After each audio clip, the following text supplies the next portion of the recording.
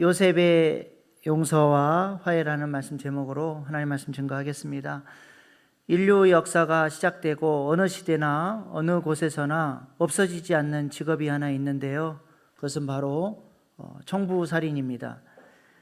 경찰청 자료에 보니까 2020년 한 해 동안 우리나라에서 실종됐다가 시신으로 돌아온 사람이 무려 1,700여 명에 이르고 아직도 발견되지 않은 사람이 900여 명에 이른다고 합니다. 이들이 다 청부 살해당한 건 아니지만 상당수가 범죄에 연결되어 있는 것은 사실입니다. 그래서 가끔 저수지에 물을 빼면 돌이 매달려 있는 시체들이 발견되고 하지 않습니까? 그래도 우리나라는 좋은 나라입니다. 누가 총 쐈다 그러면 나라가 발칵 뒤집히는데 미국은 지난밤에 한 번도 총기 사건이 없었다 그러면 나라가 발칵 뒤집힙니다. 왜 이렇게 살인이 많이 일어날까요? 바로 미움 때문에 그렇습니다. 누군가를 미워할 때 그 미워하는 사람 어디가 밉습니까? 나를 험담하고 다니는 그 주둥이가 밉습니까? 그러면 그의 눈은 사랑스럽나요? 그 사람의 얼굴이 밉습니까? 그러면 뒤통수는 사랑스럽습니까?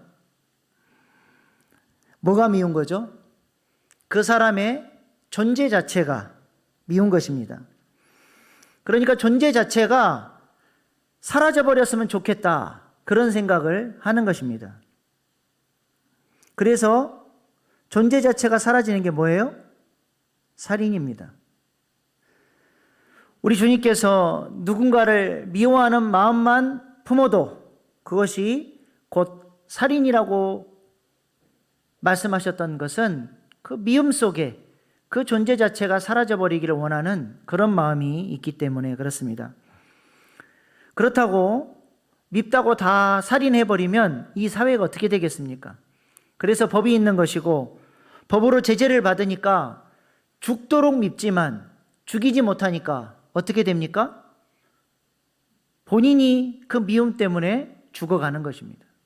그 마음이 황폐케 되고 스트레스로 인해서 육신이 망가지게 됩니다. 게다가 그 마음 안에 있는 영혼도 병들게 되죠.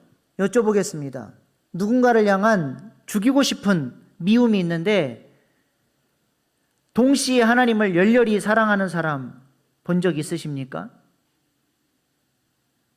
이런 사람은 기도도 못해요. 왜요?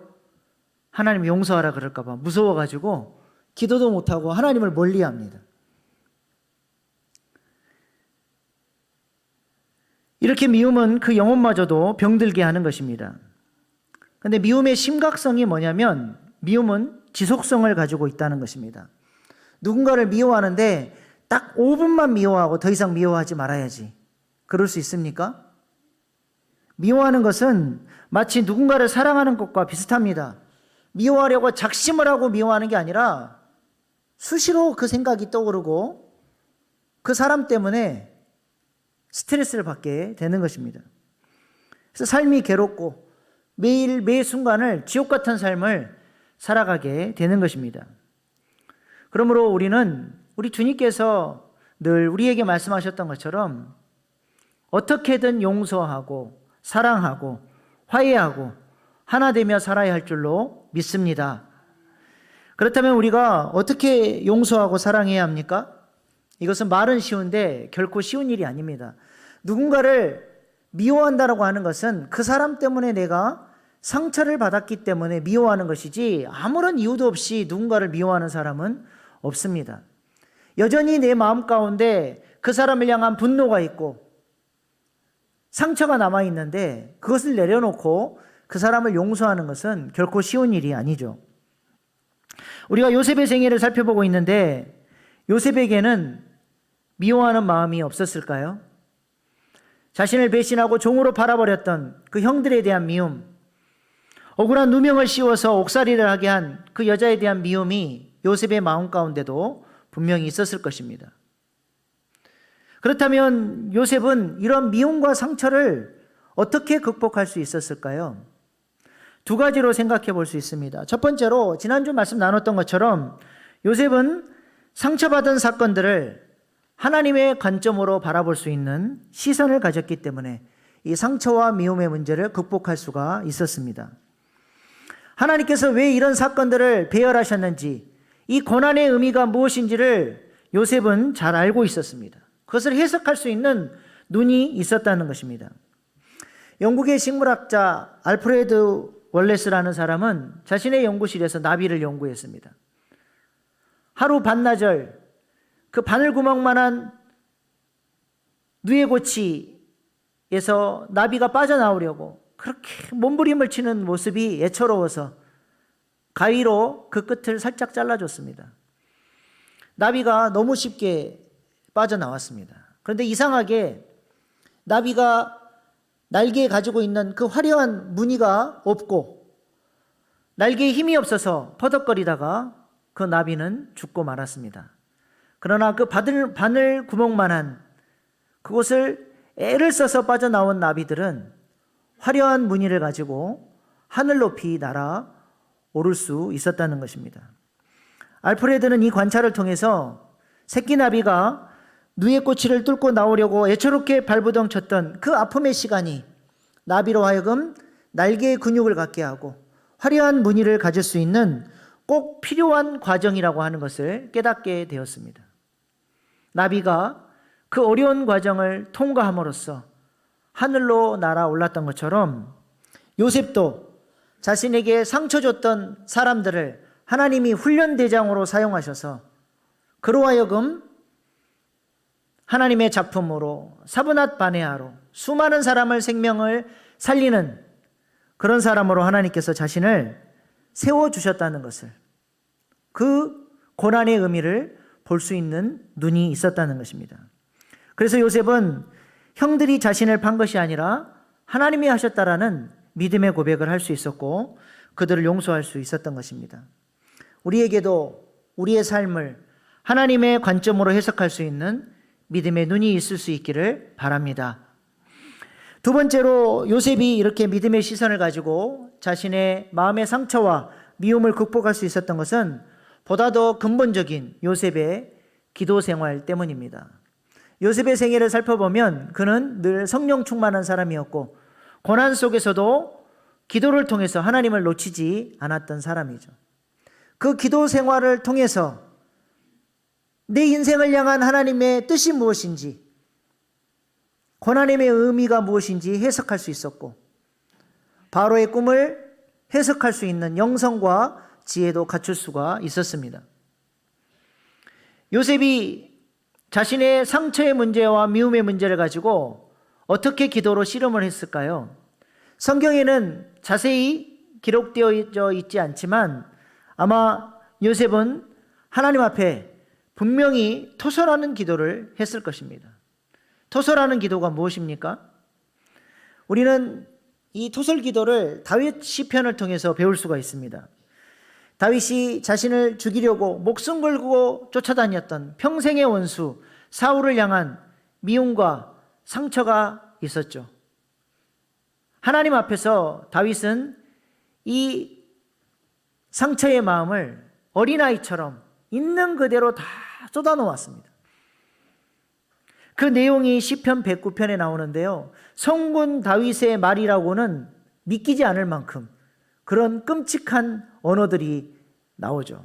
그래서 신학자들은 이것을 저주시라고 얘기하는데 저주시가 아니라 다윗의 토설했던 기도의 내용입니다. 시편 109편 8절로 13절 말씀입니다. 그의 연수를 짧게 하시며 그의 직분을 타인이 빼앗게 하시며 그의 자녀는 고아가 되고 그의 아내는 과부가 되며 그의 자녀들은 유리하며 구걸하고 그들의 황폐한 집을 떠나 빌어먹게 하소서. 고리대금하는 자가 그의 소유를 다 빼앗게 하시며 그가 수고한 것을 낯선 사람이 탈취하게 하시며 그에게 은혜를 베풀 자가 없게 하시며 그의 고아에게 은혜를 베풀 자도 없게 하시며 그의 자손이 끊어지게 하시며 후대에 그들의 이름이 지워지게 하소서.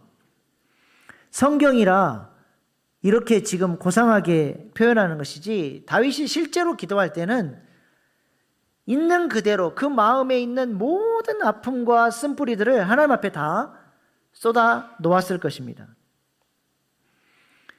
그놈이 빨리 죽어버렸으면 좋겠고, 그놈의 마누라는 과부가 되고, 그놈의 자식 새끼들은 고아가 돼도 어느 누구 하나 돌아보는 사람이 없게 하시고, 평생 빌어먹고 고통당하며 폐가 망신하게 해주세요.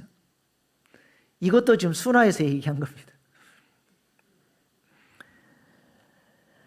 하나님 앞에 어린아이처럼 자신의 그 분노의 마음, 미움의 감정, 그 쓴뿌리들을 하나님 앞에 다 쏟아놓고 통곡하고 울고, 그 빈 마음 가운데 하나님께서 위로와 사랑의 능력을 부어주시니까 다윗이 어떻게 됐습니까? 그렇게 밉던 사울을 정작 대면했을 때는 사울을 용서하고 그에게 자비를 베풀어 줍니다.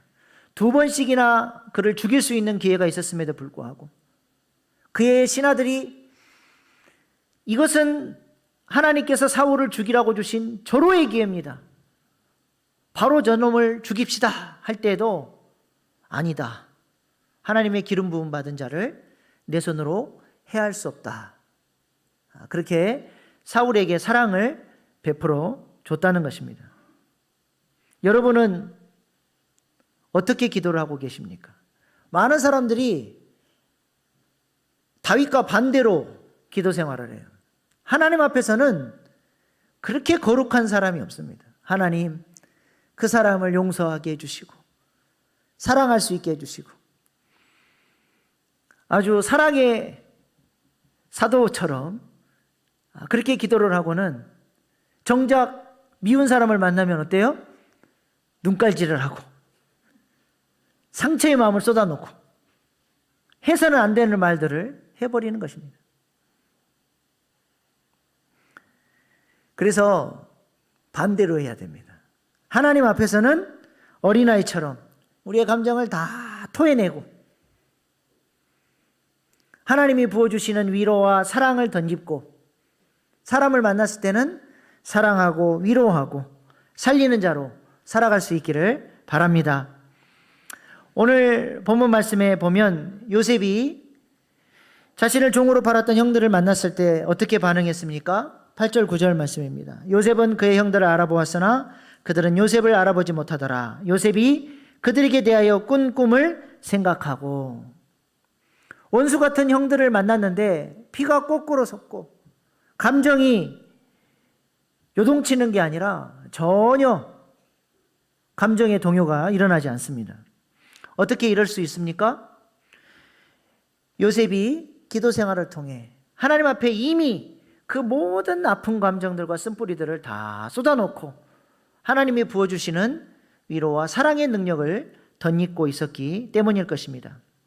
그리고 형들을 보는 순간 요셉은 자신의 꿈이 생각이 났습니다.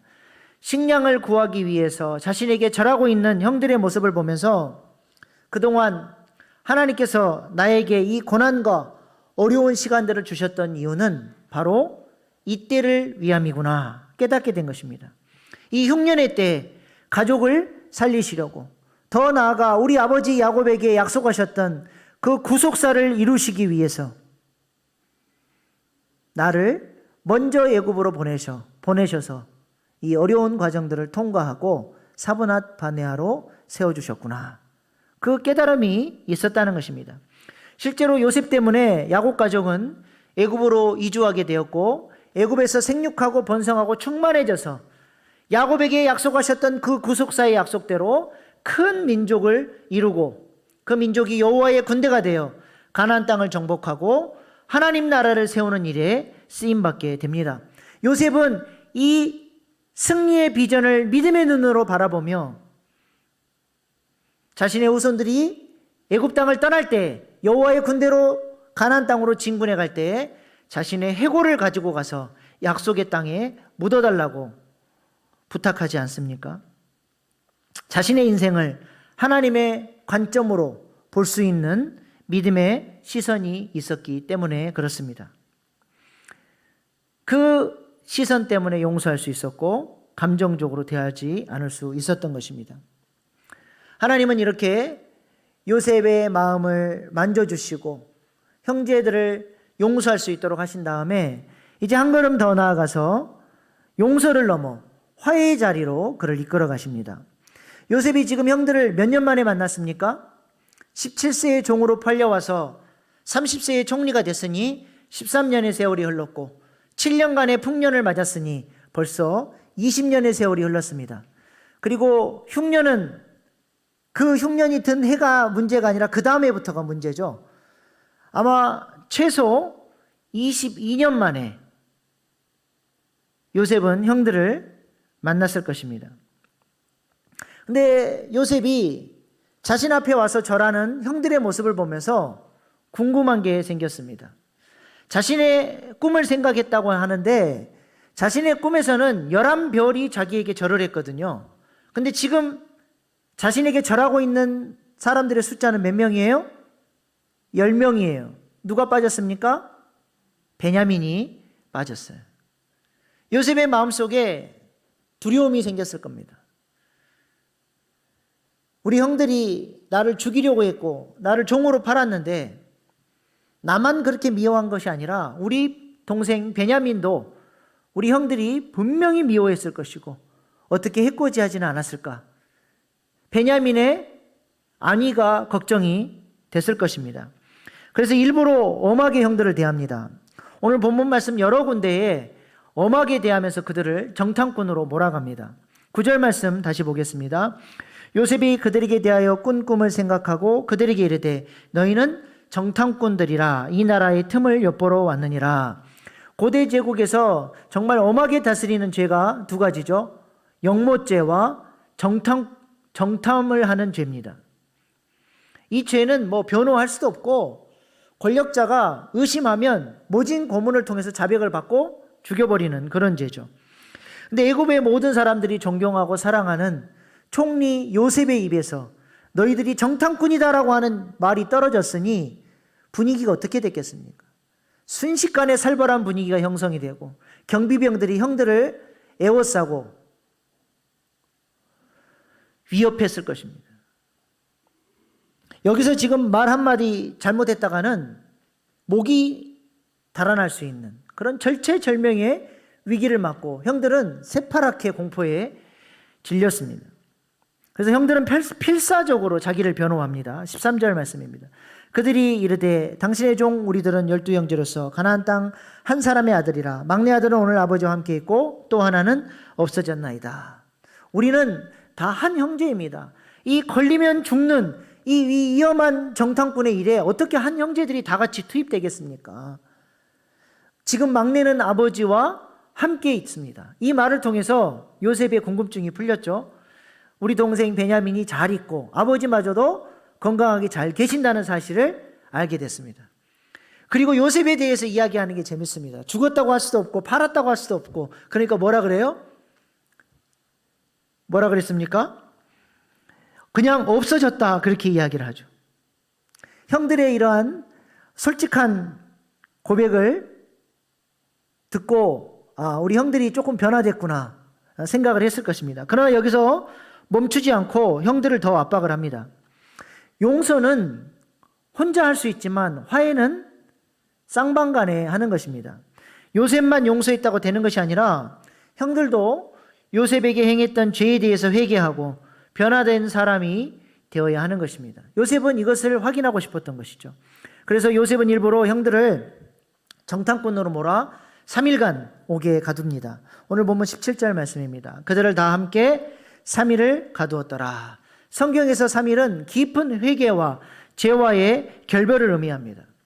예수님께서 십자가에서 죽으시고 부활하시기까지 3일간 무덤에 계시지 않았습니까? 이를 통해서 죄와 사망 권세를 깨트리고 우리에게 부활 승리를 주셨습니다.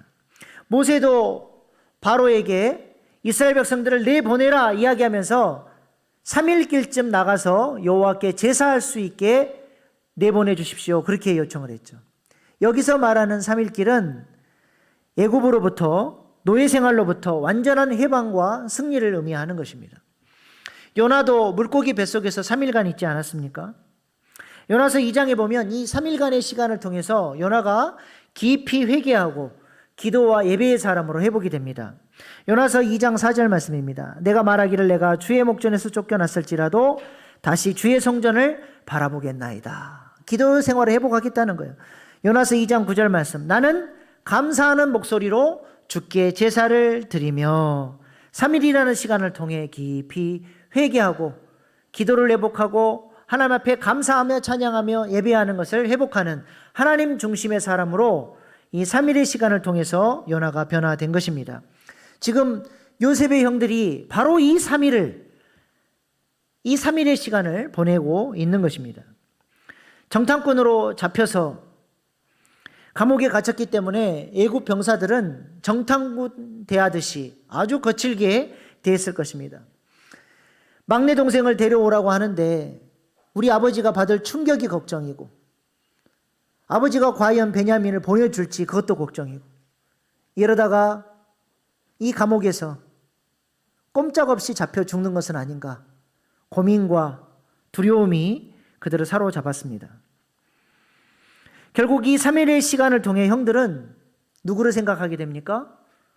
억울하게 종으로 팔려갔던 요셉, 한 번만 살려달라고 애걸복걸했던 그 요셉을 잔인하게 팔아버렸던 자신들의 죄악을 기억하게 되고 하나님 앞에 회개하게 됩니다. 오늘 본문 21절입니다. 그들이 서로 말하되 우리가 아우의 일로 말미암아 범죄하였도다. 그가 우리에게 애걸할 때 그 마음의 괴로움을 보고도 듣지 아니하였으므로 이 괴로움이 우리에게 임하도다. 처음으로 그들의 입에서 하나님 앞에 범죄했다는 고백이 터져 나옵니다. 회개를 통해서 오랜 시간 짊어지고 있었던 그 무거운 죄책감과 그 하나님 앞에 범했던 그 무서운 죄를 하나님 앞에 내려놓게 된 것입니다. 이 회개로 말미암아 야곱 집안에 막혀있던 혈이 뚫린 것입니다. 하나님께서 요셉을 통해서 형들이 깊이 회개할 수 있도록 3일간의 십자가의 길을 통과하게 하신 것입니다. 이런 회개하는 형들의 모습을 보고 요셉이 함께 울었습니다. 24절 말씀입니다. 요셉이 그들을 떠나가서 울고, 여기서 울었다는 것은 그냥 운 것이 아니라 슬픔과 비통함으로 한동안 울었다라고 하는 그런 의미를 갖고 있는 단어입니다. 형들이 정말 하나님 앞에 비통한 마음으로 자신의 잘못들을 깨닫고 회개하고 눈물을 흘리는 모습을 보면서 요셉도 그들의 마음에 깊이 공감하면서 같이 눈물을 흘렸다는 것입니다. 이렇게 요셉과 형들은 지금 화해의 길로 나아가고 있는 것입니다. 그렇다면 하나님께서 왜 이들을 이렇게 화해시키려고 하실까요? 그 하나님의 뜻이 무엇입니까? 이 사람들이 바로 이스라엘 12지파를 이루어 하나님 나라를 세워가야 할 사람들이기 때문에 그렇습니다. 서로 사랑으로 하나 된 그 공동체 가운데 하나님이 임재하셔서 그들을 구속사를 이루어가는 하나님 나라의 거룩한 도구로 사용하시기를 원하셨다는 것입니다. 하나님이 어디에 임재하신다고요? 하나님이 어디에 임재하십니까? 사랑으로 하나 된 공동체 가운데 임재하시기 때문에 하나님은 그들을 사랑으로 화해시키려고 하신 것입니다. 마태복음 18장 18절로 20절 말씀 보겠습니다. 진실로 너희에게 이르노니 무엇이든지 너희가 땅에서 매면 하늘에서도 매일 것이요 무엇이든지 땅에서 풀면 하늘에서도 풀리리라. 진실로 다시 너희에게 이르노니 너희 중에 두 사람이 땅에서 합심하여 무엇이든지 구하면 하늘에 계신 내 아버지께서 그들을 위하여 이루게 하시리라. 두세 사람이 내 이름으로 모인 곳에는 나도 그들 중에 있느니라. 무슨 말입니까? 마태복음 16장에서 예수님께서 베드로의 신앙 고백 위에 교회를 세우시겠다고 말씀하셨고 이 교회가 하나님께서 임재하시는 교회로 살아가기 위해서는 서로 용서하고 하나 되는 공동체가 될 때에 하나님이 그 공동체 가운데 임재하셔서 그 공동체를 사용하시겠다는 것입니다. 그래서 마태복음 18장은 우리에게 용서에 대한 매우 중요한 영적 교훈을 가르쳐 줍니다. 서로 하나 되어져서 같은 마음, 같은 뜻을 품고 합심해서 기도하고 예배할 때에 하나님께서 그 공동체 가운데 임재하신다는 거예요. 땅에서 하나님이 주신 천국 열쇠, 용서라고 하는 천국 열쇠를 통해서 풀었을 때, 땅에서 관계가 풀렸을 때에 하늘의 문이 열린다는 것입니다. 오늘날 한국교회가 왜 능력을 잃어갑니까? 바로 이 부분이 해결이 안 되니까 하늘의 능력이 안 나타나는 것입니다. 교회들마다 싸우고 갈등이 있고 어려움이 있습니다. 이 땅에서 풀어야 하늘이 열리는 줄로 믿습니다. 이러한 영적 원리를 전도서는 이렇게 말씀합니다. 전도서 4장 11절 12절 말씀입니다. 또 두 사람이 함께 누우면 따뜻하거니와 한 사람이면 어찌 따뜻하랴. 한 사람이면 패하겠거니와 두 사람이면 맞설 수 있나니 세 겹줄은 쉽게 끊어지지 아니하느니라. 두 사람인데 왜 성경은 두 겹줄이 아니라 세 겹줄이라고 말씀합니까? 두 사람이 사랑으로 하나 된 그 공동체 가운데 누가 계시는 거예요? 하나님이 함께 하시니까 세 겹줄이 되는 것입니다. 이 세 겹줄이 되어야 능력 있게 승리하고 쓰임 받을 수 있다는 것입니다. 하나님은 바로 요셉과 그의 형제들을 화해시켜서 그들을 사랑으로 하나 된 공동체로 세워 구속사를 위한 세 겹줄로 능력 있는 공동체로 사용하시기를 원하셨던 것입니다. 마찬가지로 우리 교회를 향한 하나님의 소원이 무엇이겠습니까? 하나님이 임재하시는 세 겹줄과 같은 능력 있는 교회로 세워져야 되지 않겠습니까? 두세 사람이 내 이름으로 모이는 곳에 나도 그들 중에 있느니라 약속하신 그 말씀이 우리 교회에, 우리의 목장에 그대로 이루어질 수 있기를 간절히 소망합니다. 소망합니다. 마지막으로 주님 말씀에 순종하여 자존심을 내려놓고 용서와 화해를 실천함으로써 천국과 같은 가정을 회복한 정갑신 목사님 간증을 듣고 오늘 말씀을 마치겠습니다. 거룩이라는 주제로 여러분과 잠시 생각하는 시간을 가지려고 하는데, 거룩은 굉장히 관계적인 거예요. 하나님의 거룩은 굉장히 관계적이죠. 품음이죠. 그에게 가서 그를 품으려고 해야 되죠. 그에게 가서 그를 품으려면 그의 아픔과 부정과 그의 연약함과 모자람을 끌어안아야죠. 그 예수께서 우리에게 그렇게 하셨듯이 그게 예수 그리스도의 거룩이죠. 저희 둘째 딸 이야기를 좀 하면, 이 아이가 초등학교 고학년부터 중3까지 저희 부부의 원수였어요. 중학교 때부터 이제 담배 피고, 제가 새벽에 이 아이를 위해서 기도하는데 하나님이 알게 하셨어요. 너에게 사랑하라고 준 딸을 너가 사랑하지 않으면 나도 길이 없다. 저에게 거룩하라고 하신 거예요. 거룩하라. 근데 사랑할 수 없더라고요. 그래가지고 얘가 중3 때 저랑 싸울 때 그냥 한마디로 저를 뭉개더라고요. 아빠랑 더 이상 얘기하고 싶지 않아. 내가 세상에서 제일 싫어하는 사람이랑 별로 얘기 안 하고 싶어. 아빠 몰랐어? 내가 세상에서 제일 싫어하는 거? 그때 제가 제 아내 앞에서 울었거든요. 너무 속상해가지고. 하나님이 딸한테 사과하라는 마음을 주셨는데, 집에 가자마자 딸 방에 들어가서 무릎을 꿇고 사과했어요. 미안해. 아빠가 널 사랑하지 않은 게 분명한 것 같고 하나님께서 그렇게 말하라고 하셨는데 너도 알지? 알지. 그랬어요. 사랑하지 못한 것을 막 사과하라는데, 근데 얘가 딴청을 부리고 막 딴짓하고 있더라고요. 정말 자존심 상하더라고요. 아빠가 무릎 꿇고 사과하는데 딴짓하는 딸을 보니까 너무 자존심 상해가지고 사과하다가 취소할 뻔했어. 근데 끝까지 이제 참고 미안하다 그러고 이제 갔어요. 걔가 이제 기숙학교를 다녔는데, 얘가 월요일날 학교를 갔는데요, 제가 기적이 일어났어요. 기적이 너무 보고 싶은 거예요. 그게 기적이에요. 그러니까 하나님께 순종을 했더니 얘가 보고 싶어졌어. 그리고 나서 사랑한다고 고백하고, 그때부터는 사랑해, 너가 아빠 딸이어서 너무 행복해, 자존심을 죽여야만 할 수 있는 말을 그애 만날 때마다 했거든요. 처음에도 얘도 정말 그런 말 좀 그만하라고, 너무 가증하다고, 위선적이라고 이런 얘기를 많이 했는데, 저도 맞아, 그래도 자꾸 하라고 하셔. 한 1, 2년 지나니까 익숙해지더라고요. 고3 때 얘가 저한테 문자를 보냈어요. 아빠, 세상에서 가장 사랑하고 존경하는 한 사람을 꼽으라면 아빠야. 제가 그 문자를 정말 완전히 대성통곡을 하고 읽었거든요. 둘째 딸은 저의 삶에 굉장히 좋은 경험이었어요. 거룩에 굉장히 좋은 경험이었다고 생각이 됩니다. 거룩은 내 안에서 무엇이 죽음으로 그에게 가서 예수의 마음을 내 안에서 초대하는 것이고, 그때 그가 살아, 그 다음에 내가 함께 사는, 그래서 화목이 이루어지는, 진정한 거룩은 화목으로 가는 길목에 있다는 것을 여러분 꼭 기억해야 되겠습니다. 기도하겠습니다.